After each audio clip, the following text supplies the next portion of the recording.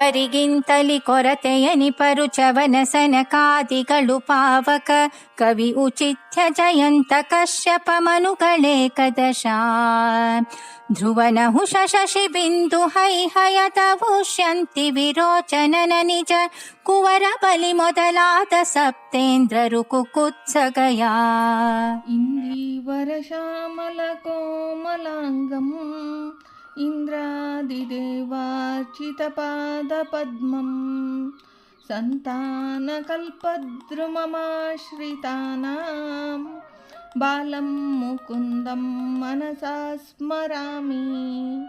ದಾಸವರ್ಯಂ ದಯಾಯುಕ್ತಂ ದೂರೀಕೃತ ದುರಾಶಿಷಂ ಹರಿಕಥಾಮೃತ ಸಾರವಕ್ತಾರಂ ಜಗನ್ನಾಥ ಗುರುಂ ಭಜೆ. ಹರಿಕಥಾಮೃತ ಸಾರ ಗುಣ ತಾರತಮ್ಯ ಸಂಧಿ ಪದ್ಯ 14. ಪೃಥು ಭರತ ಮಾಂಧಾತ ಪ್ರಿಯವೃತ ಮರುತ ಪ್ರಹ್ಲಾದ ಎಂಬ ಈ ಪದ್ಯದಲ್ಲಿ ಶ್ರೀ ಜಗನ್ನಾಥದಾಸಾರ್ಯರು ಅವಶಿಷ್ಟರಾದ 100 ಮಂದಿ ಪುಣ್ಯ ಶ್ಲೋಕರಾದ ಕರ್ಮಜ ದೇವತೆಗಳ ವಿಚಾರ ತಿಳಿಸುತ್ತಾರೆ. ಇವರು ಕರ್ಮದಿಂದ ದೈವತ್ವವನ್ನು ಹೊಂದಿದ ದೇವತಾ ವರ್ಗ. ಅವರು ಸ್ವರೂಪತಃ ದೇವತೆಗಳೇ. ಅವರಲ್ಲಿ ದೇವತ್ವ ಶಕ್ತತ್ವನ ಇದ್ದುದು ಕರ್ಮ ಸಾಧನದಿಂದ ವ್ಯಕ್ತವಾದದ್ದರಿಂದ ಈ ವರ್ಗಕ್ಕೆ ಕರ್ಮಜ ದೇವತೆಗಳೆಂದು ಹೆಸರು. ಪೃಥು ಚಕ್ರವರ್ತಿ ವೇನರಾಜನ ಪುತ್ರ. ವೇನನು ಪರಮ ನಾಸ್ತಿಕನಾಗಿದ್ದನು.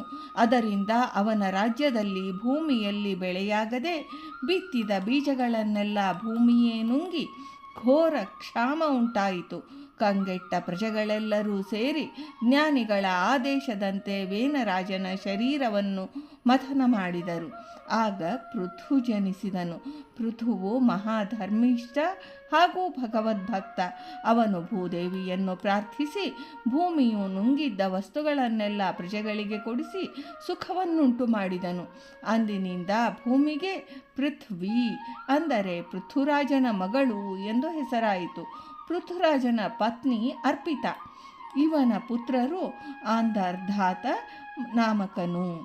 ಪ್ರಾಚೀನ ಬರ್ಹಿಯು ಪೃಥುರಾಜನ ಮೊಮ್ಮಗನು. ಇವನು ಭಗವದ್ವಿಭೂತಿ ಸಂಪನ್ನನು. ಭರತರಾಯನು ಶತಪುಣ್ಯ ಶ್ಲೋಕರಲ್ಲಿ ಸೇರಿದ ಕರ್ಮಜ ದೇವತೆಯು. ಋಷಭದೇವನಿಂದ ಜಯಂತಿ ಎಂಬುವ ಇಲ್ಲಿ ಜನಿಸಿದ ಹಿರಿಯ ಪುತ್ರ. ಇವನು ಪಾಲಿಸಿದ ದೇಶಕ್ಕೆ ಭರತ ಖಂಡ ಎಂದು ಹೆಸರಾಯಿತು. ಮಾಂಧಾತ ಚಕ್ರವರ್ತಿ ಸೂರ್ಯವಂಶದ ಯವನಾಶ್ವನ ಪುತ್ರನು. ಯವನಾಶ್ವನಿಗೆ 100 ಮಂದಿ ಪತ್ನಿಯರಿದ್ದರೂ ಸಂತಾನವಾಗಲಿಲ್ಲ. ಭೃಗು ಋಷಿಗಳ ದ್ವಾರ ಪುತ್ರಕಾಮೇಷ್ಟಿ ಯಾಗವನ್ನು ಮಾಡಿದ.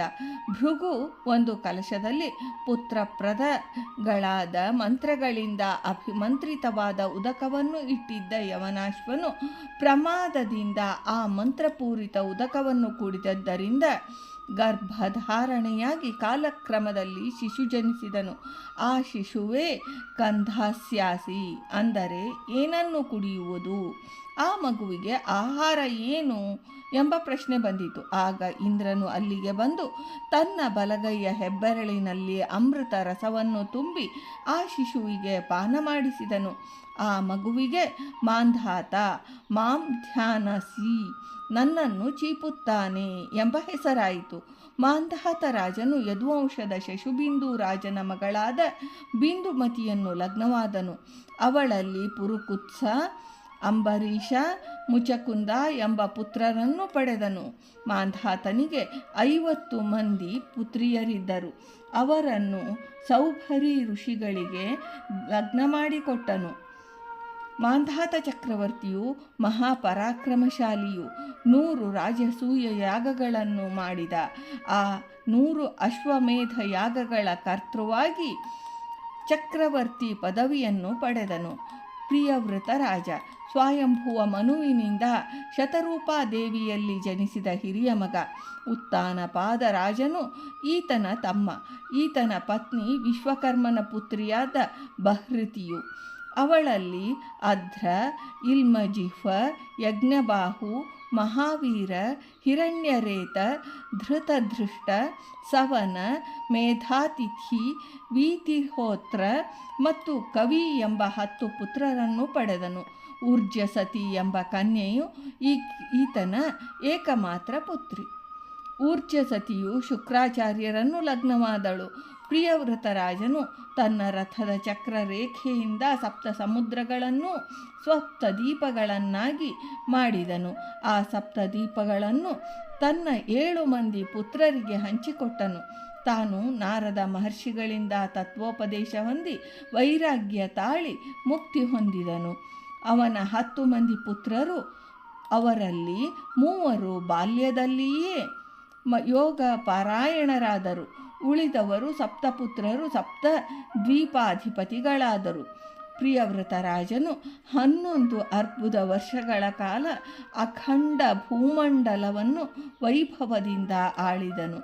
ವಿಶೇಷಾಂಶವೆಂದರೆ ಪ್ರಿಯವೃತರಾಜ ಮತ್ತು ಗಯರಾಜ ಇರುವರೂ ಗುಣದಲ್ಲಿ ಕರ್ಮಜ ದೇವತೆಗಳಿಗೆ ಸಮರು.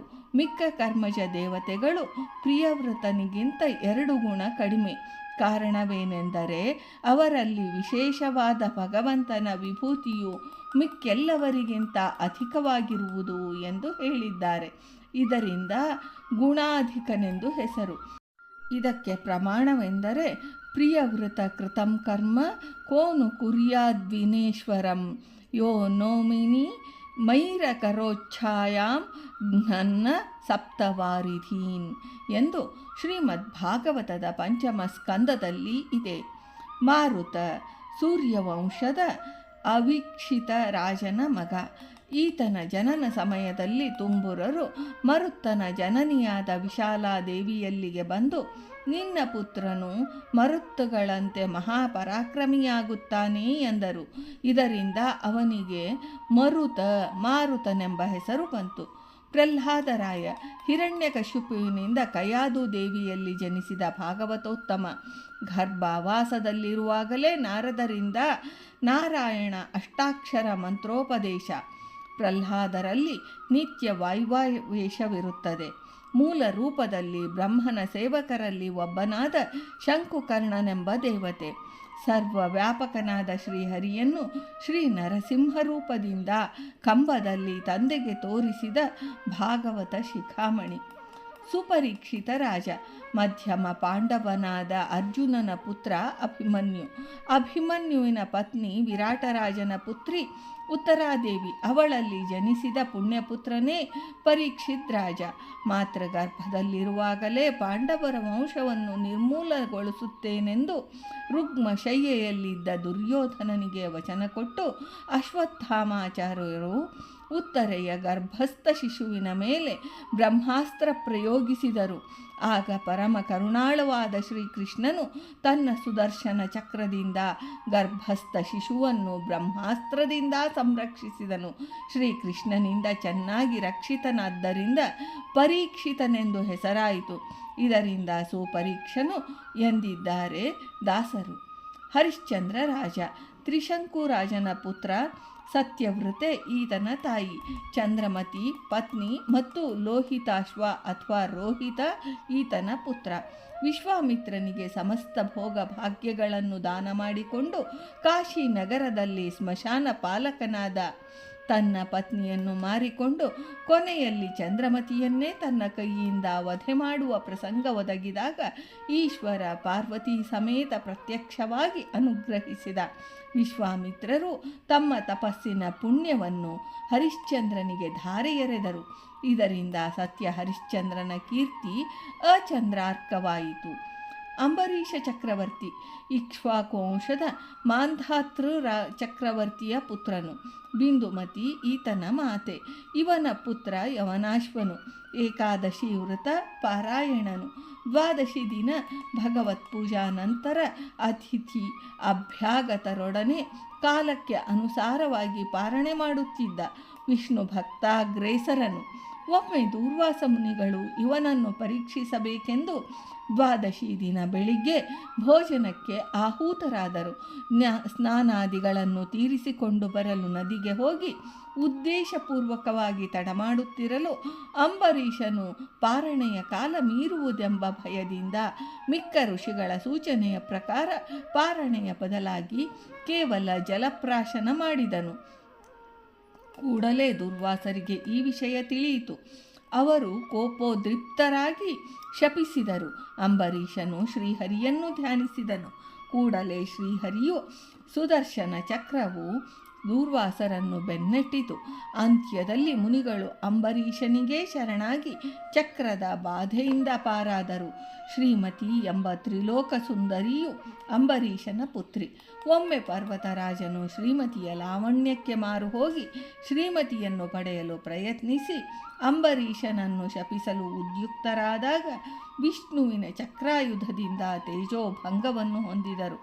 ಕೊನೆಗೆ ಶ್ರೀಮತಿಯನ್ನು ಅಂಬರೀಷನು ವಿಷ್ಣುವಿಗೇ ಲಗ್ನ ಮಾಡಿಕೊಟ್ಟನು. ಉತ್ತಾನಪಾದರಾಯ ಸ್ವಯಂಭುವ ಮನುವಿನ ಕಿರಿಯ ಪುತ್ರ, ಪ್ರಿಯವೃತ ರಾಜನ ತಮ್ಮನು. ಸುನೀತಿ, ಸುರುಚಿ ಎಂಬ ಈರ್ವರು ಪತ್ನಿಯರು. ಸುನೀತಿಯ ಪುತ್ರನೇ ಭಾಗವತೋತ್ತಮನೂ ಕರ್ಮ ದೇವತೆಯೂ ಆದ ಧ್ರುವರಾಯ. ಈತನ ಪತ್ನಿ ಕಿರಿಯವಳಾದ ಸುರುಚಿಯ ಪುತ್ರ ಉತ್ತಮನು. ಈ ಮಹಾಪುರುಷರು 100 ಮಂದಿ ಶತಪುಣ್ಯ ಶ್ಲೋಕರು. ಗದಾಧರನಿಂದ ವಿಷ್ಣುವಿನ ಸನ್ನಿಧಾನ ಪಾತ್ರರು, ಭಗವದ್ವಿಭೂತಿ ಸಂಪನ್ನರು. ಅವರ ಪೈಕಿ ಪ್ರಿಯವೃತ ರಾಜನಿಗೆ ಭಗವದ್ವಿಭೂತಿ ಅಧಿಕವಾಗಿರುವುದರಿಂದ ಉತ್ತಮನೆನಿಸುವನು. ಶ್ರೀಹರಿಯು ದುಷ್ಟ ಶಿಕ್ಷಣಾರ್ಥವಾಗಿ ಕೌಮೋದಕಿ ಎಂಬ ನಾಮಾಂಕಿತದ ಗದೆಯನ್ನು ಧರಿಸಿರುವನು. ಇದರಿಂದ ಇವರು ಸಹ ಶ್ರೀಹರಿಯ ಕಾರುಣ್ಯ ಬಲದಿಂದ ದುಷ್ಟ ಶಿಕ್ಷಣ ತದ್ವಾರ ಶಿಷ್ಟ ಪರಿಪಾಲನಾ ಕಾರ್ಯದಲ್ಲಿ ನಿರತರು. ಭಗವದ್ವಿಭೂತಿ ಅಧಿಕವಾಗಿರುವ ಪ್ರಿಯವೃತ ರಾಜನು ಇತರ ಕರ್ಮಜ ದೇವತೆಗಳಿಗಿಂತ 2 ಗುಣ ಅಧಿಕನು. ಪ್ರಿಯವೃತನು ರಾತ್ರಿ ಕಾಲಗಳಲ್ಲಿ ಪರ್ವತಗಳ ಛಾಯೆಯಿಂದ ಕತ್ತಲಾಗುವುದನ್ನು ಪರಿಹರಿಸಲು ಹಗಲಿನಂತೆ ಮಾಡಲು ಉದ್ಯುಕ್ತನಾಗಿ ಒಂದು ಚಕ್ರವುಳ್ಳ ರಥವನ್ನೇರಿ ಮೇರು ಪರ್ವತವನ್ನು ಪ್ರದಕ್ಷಿಣೆ ಮಾಡಿದನು. ಆಗ ರಥದ ಚಕ್ರದ ತಗ್ಗಿನಿಂದ 7 ಸಮುದ್ರಗಳಾದವು. 7 ದ್ವೀಪಗಳನ್ನು ನಿರ್ಮಿಸಿದನು. ಈ ಅಗಾಧ ಕಾರ್ಯವು ಪರಮಾತ್ಮನನ್ನು ಬಿಟ್ಟರೆ ಅನ್ಯರಿಂದ ಸಾಧ್ಯವಿಲ್ಲ. ಇದರಿಂದ ಶ್ರೀಹರಿಯು ವಿಶೇಷಾಂಶದಿಂದ ಪ್ರಿಯವೃತನಲ್ಲಿ ಅಧಿಷ್ಠಿತನಾಗಿದ್ದನೆಂದು ಶ್ರೀಮದ್ಭಾಗವತ ಮಹಾಪುರಾಣ ಹೇಳಿದೆ. ಆದ್ದರಿಂದ ಪ್ರಿಯವೃತನು ಉಳಿದ ಕರ್ಮಜ ದೇವತೆಗಳಿಗಿಂತ ದ್ವಿಗುಣಾಧಿಕನೆಂದು ಶ್ರೀ ಜಗನ್ನಾಥದಾಸಾರ್ಯರು ಈ ಪದ್ಯದಲ್ಲಿ ತಿಳಿಸಿದ್ದಾರೆ. ಭಾರತೀ ರಮಣ ಮುಖ್ಯ ಪ್ರಾಣಾಂತರ್ಗತ ವೃಂದಾವನ ವಿಹಾರಿ ಶ್ರೀಕೃಷ್ಣಾರ್ಪಣ.